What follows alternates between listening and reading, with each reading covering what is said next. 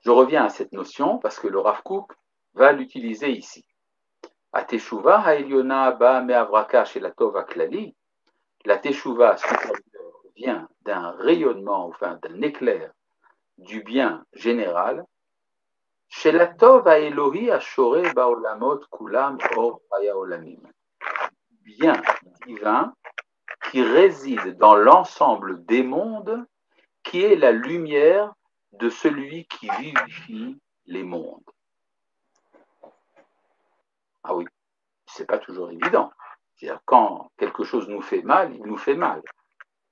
Et donc, quand quelque chose nous fait mal, il nous empêche de prendre conscience de ce grand bien.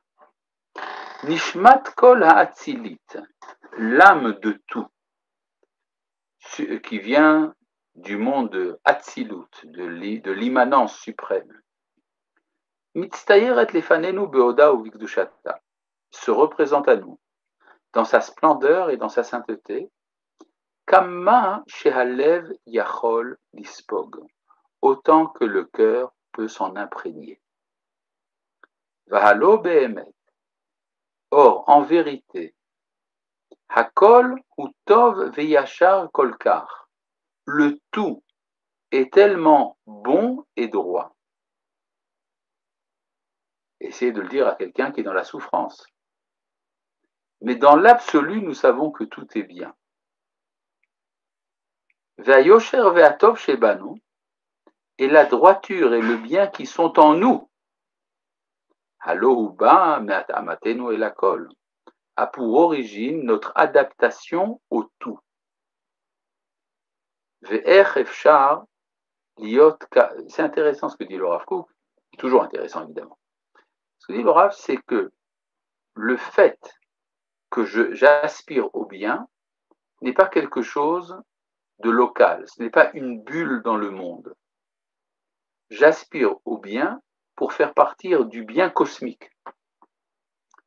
C'est très contraire à la conception de l'éthique qu'on a vue chez les Grecs.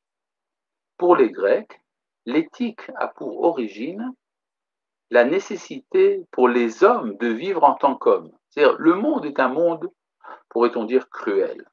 Le monde est un monde indifférent à la souffrance. Mais nous autres, les hommes, nous ne sommes pas indifférents.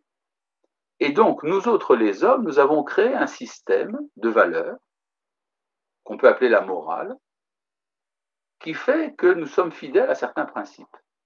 Mais ces principes ne sont pas l'absolu du monde. Les étoiles et l'océan se moquent de notre morale. Tandis que pour le Rav Kook, c'est exactement le contraire. Le bien moral, le bien absolu, a pour origine le bien du cosmos tout entier. Et c'est parce que moi, je veux m'adapter au bien du cosmos que je suis à la recherche du bien. Donc voyons à nouveau ce que dit le Rav Kook. Halo be'emet, akol ou tov, v'yachar kolkar. En vérité, tout est tellement bon et droit. Va'yosher ve'atov shebanu halo uba me'atamatenu elakol. Et la tendance à la droiture et au bien qui est en nous vient de notre adaptation au tout. Ve'chefshar liot karua minakol. Alors comment peut-on être déchiré du tout?